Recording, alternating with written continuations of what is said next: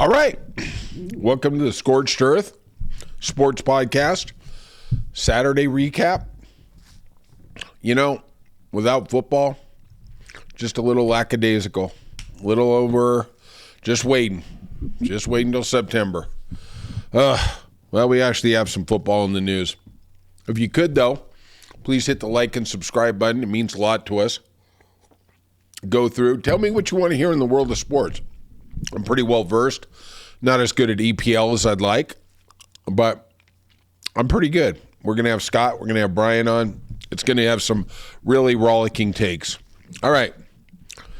Big sports headlines from Saturday. San Francisco did the often rumored move of trading Deebo Samuel to the Washington Commanders, for a fifth-round pick. We don't even know which year it's in. They are obviously trying to get rid of that salary. Washington has the third highest available cap. They needed somebody to go with Terry McLaurin. This is a good move for them. I wonder if Deebo's kind of on the downward spiral. It's an interesting move. Just signed the big contract 2 years ago. Makes you wonder what they're going to do with Brandon Ayuk coming off major surgery. I mean, are we going to go with Jennings? What's McCaffrey's future? You look at it. Is the window closed? Well, they're going to sign Purdy, I would assume. I see all these other podcasters like, I'll sign Purdy for $30 million. No, I wouldn't go over 40. You're not getting the guy for less than 50. You're just not. I mean, I don't know what world you're living in. We want to get other assets. You know what? How did that work for Matthew Stafford? Okay? He took a discount and the Rams just bent him over. I don't know. My mantra is for the NFL, get as much money as you can. Just get the money. They'll figure out a way to move it around, right? Did see a blurb where J.J. Watt is contemplating coming out of retirement for the Cincinnati Bengals. All right. If that happens, it means he was going to get cut by CBS. That's what that means. All right. I saw Shedeur Sanders. He's doing some nice PR, saying, I should be the top pick. I don't know. You got to take a quarterback. To me, Cam Ward's the better play, especially for Cleveland. How do you not? You're in cap hell with Deshaun Watson. You put yourself there. Jimmy Haslam's not taking the blame. He's the guy who did this all. You can't fire the owner. Isn't that what York said over in San Francisco a couple years ago? All right. NFL just never dies. Baseball, Players Union Chief Tony Clark, who I'm not a big fan of, expects a work stoppage after next year, December of 2026. Rob Manfred has been using this lockout language quite a bit. He's trying to walk it back now, but they don't like what they're seeing with the Dodgers. You know what I don't like seeing is teams like Pittsburgh and Sacramento not spending any money. Tampa Bay not spending any money. They don't even give us accurate numbers on revenue sharing. Let's just see it. Full disclosure. Let's get it, right? We need a publicly owned team like Green Bay so we can see in the public domain what these teams actually get. To an extent, they're never going to be honest.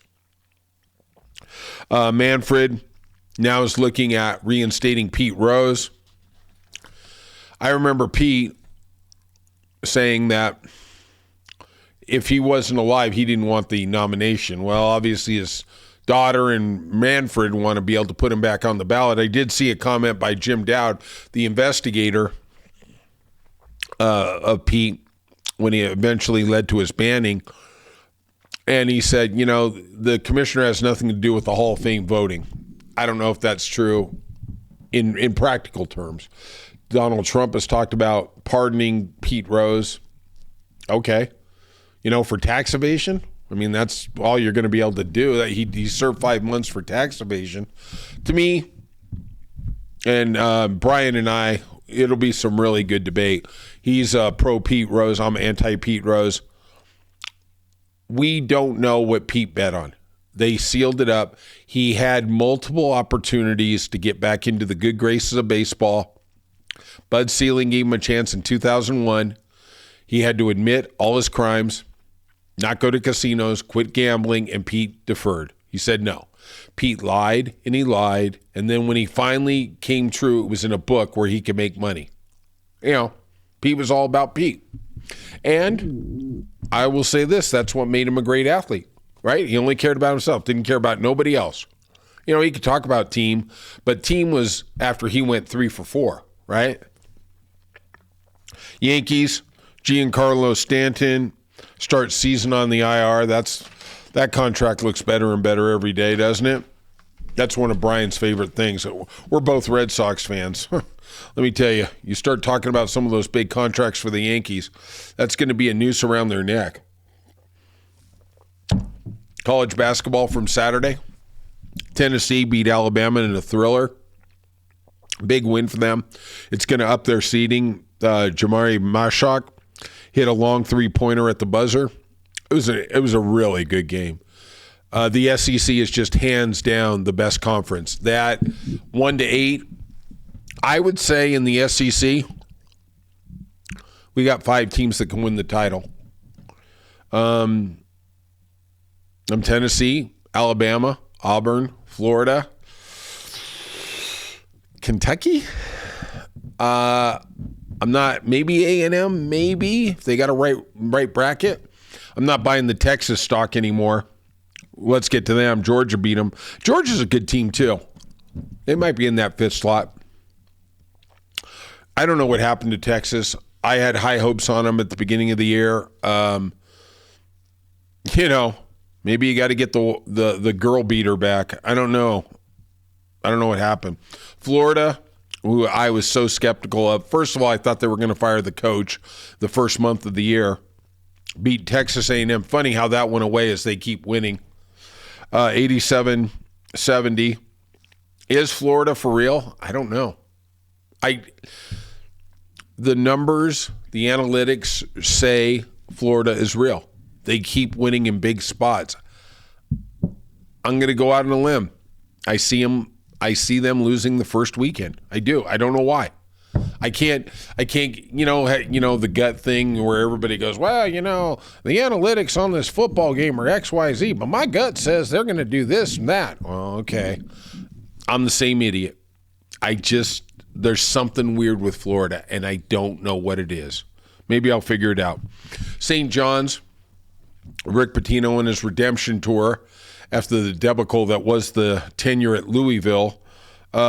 They won their first Big East title since '85 with Chris Mullin, Lou Carnesecca. It was a big thing. He wore a white coat. Third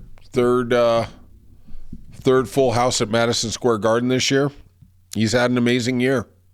I'm not believing in this team either, but, we will see. Rick Pitino does have magic. He does. His kid didn't at Minnesota, but he does. Finally, the PGA Tour, we're coming into the final day. Get those FanDuel accounts out. Knapp, 16 under. Henley, 14 under. I had Henley and Berger as my 2 picks to click. Berger's at 12 under. He's 4 back. We got 13 players from 12 under to 16 under.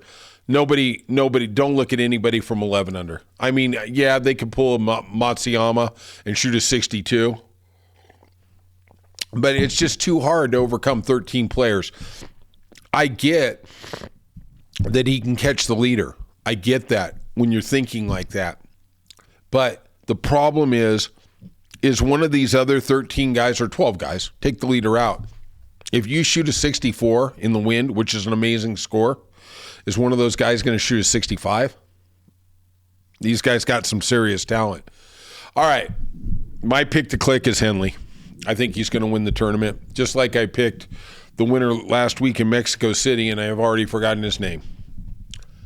I'm telling you, man, I'm money. I'm money on this PGA. All right, if you could, though, why don't you be money and hit that like and subscribe button, leave some comments, and I will see you tomorrow.